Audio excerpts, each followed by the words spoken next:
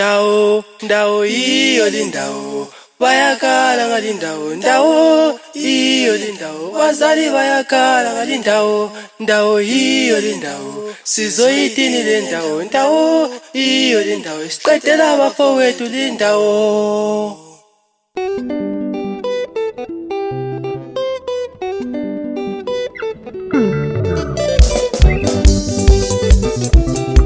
Lastela wanole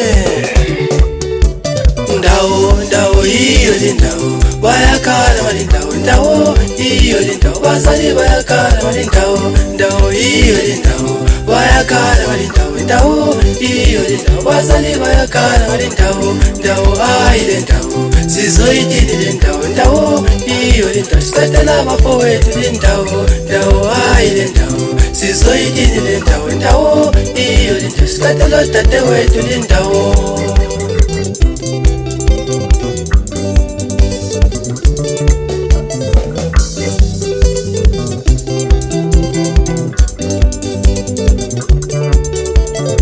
Wakala badala ngalindawo madoda wathi kusegoli mabesitsho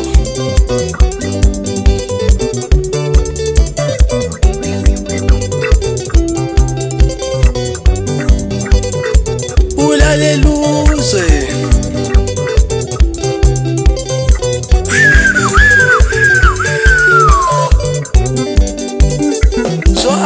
zokuthithini umali wami kuwabhizi madoda.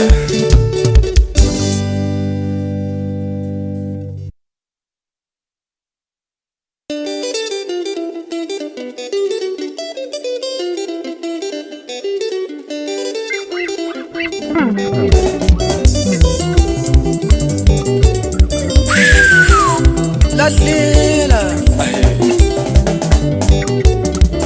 uyakala luma ukala ngaligoli imtatela abantu bakho sawuye ekhaya. Uyakala luma ukala ngaligoli imtatela abantu bakho sawuye ekhaya. Uyakala luma ukala ngaligoli imtatela abantu bakho sawuye ekhaya.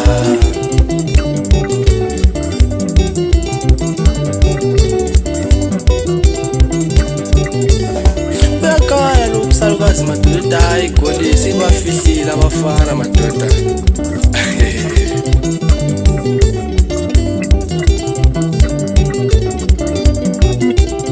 Loba kunjalo khona amajita afana nabomntaza madoda bona beduze.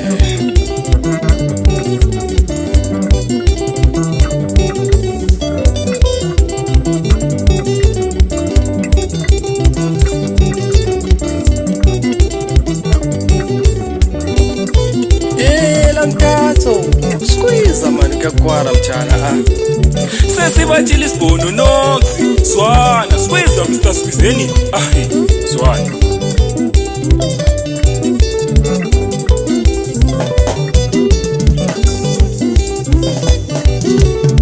usulesikhathi eside mfowethu usulesikhathi eside udlele egoli ngithi lesikhathi eside mfowethu usulesikhathi eside udlele egoli angithi ubaba uyakudinga ekhaya angithi umama uyakudinga ekhaya ngisulesikhathi eside mfowethu usulesikhathi eside udlele egoli angithi umama uyakudinga ekhaya angithi ubaba uyakudinga ekhaya sesibathile isibulo uthini umdala wami amathi madoda anomnikosi madala yela kasi womjita sambe sebabona number 1 ew tobutu madoda alright mshana babayi ibadi yena watesuka ngakiyo watembisa esuka ngakiyo watembisa wathi uzabuya ekhaya ngathola imali. Ibadi yena watesuka ngakiyo watembisa esuka ngakiyo watembisa wathi uzabuya ekhaya ngathola imali. Ibadi yena watesuka ngakiyo watembisa esuka ngakiyo watembisa wathi uzabuya ekhaya ngathola imali. Wathi wathembisa wathi uzabuya ekhaya manje sehlezi tho sekule.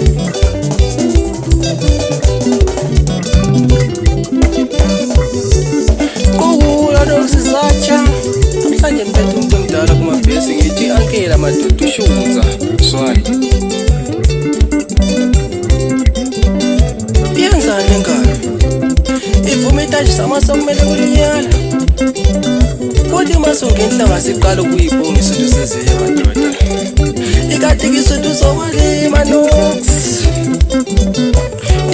Into ufana madoda. Uyakala umthana kanti utayi namhlanje ngithakuqhamuka impondo zonke lesiphaqa ngithathe ufake phambi kwesibaya ngenza isikhonkwane. Swali.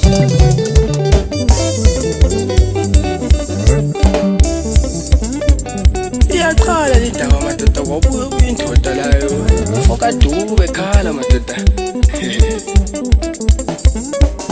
Mana sake simuze ukuthini. Lahlela.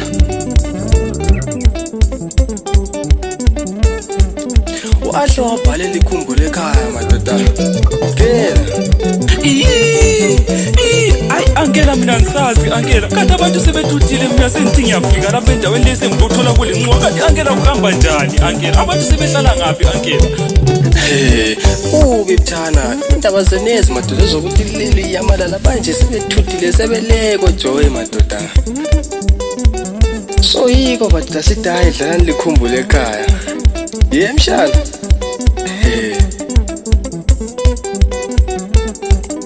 Lahlela.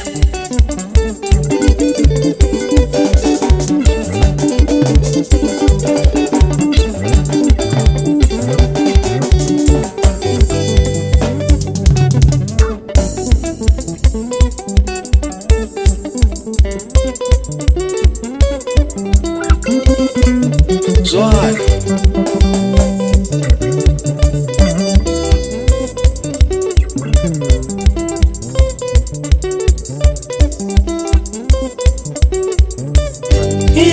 Sikuningi obhekana lapha eGoli. Sibani bahlotshele eGoli but buye ekhaya okhulele khona. Abanye mabesa usalela thina sokubiza amasalela. Abanye mabesa usalela thina sokubiza amasalela. Abanye mabesa usalela thina sokubiza amasalela.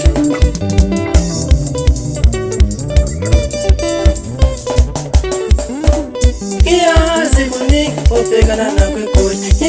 Sibani bahlotshele eGoli but buye ekhaya okhulele khona.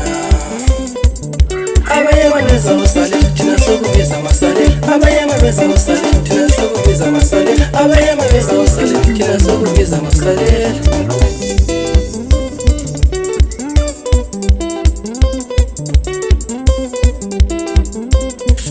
Kubuti kumaridi umfana kababa.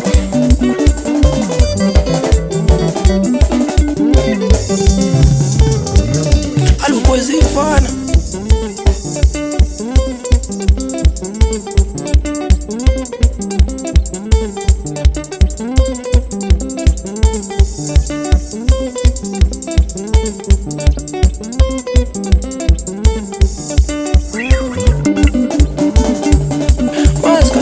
Zingikhumbuza phansi kwale number 4 madoda. Alo badlake malumeni.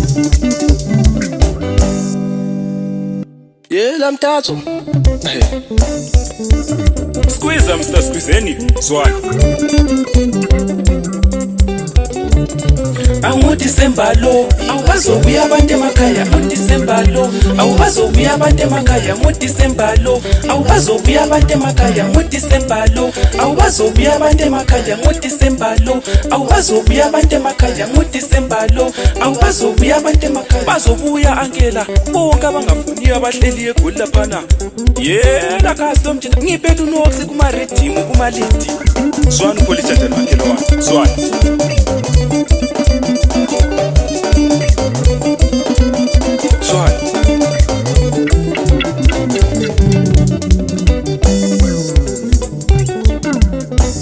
ziyakhala madoda Zwani sibezwa yimi umthatho madoda anguDisemba lo awubazobuya abantu emakhaya nguDisemba lo awubazobuya abantu emakhaya nguDisemba lo awubazobuya abantu emakhaya nguDisemba lo awubazobuya abantu emakhaya nguDisemba lo awubazobuya abantu emakhaya nguDisemba lo awubazobuya abantu emakhaya yela majida zwana senzile abantu behlale bekhumbule emakhaya kazi lomjida zwana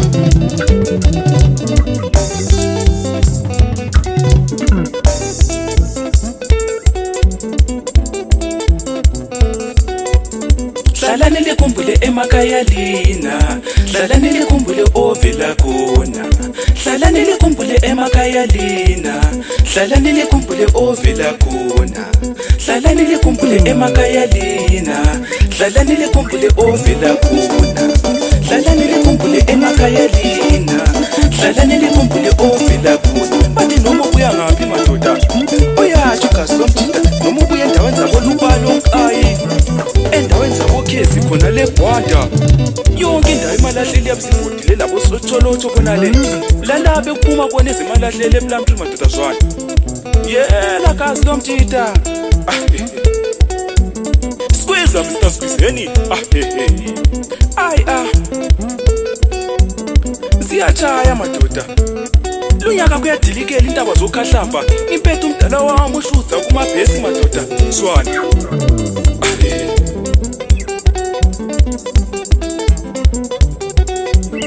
yela majida wonke undoda osebholi madoda ehlala ekhumbule lapho ovela khona madoda zwana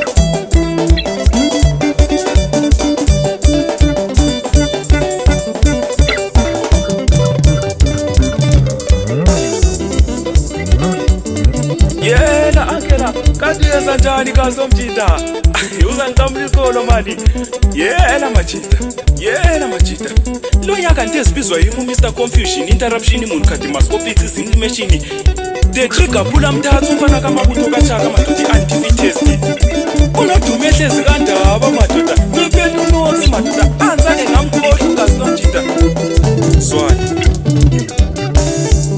yela majida zwana uthini umalumama uncube phansi kona le mathingi emadoda sikhala madoda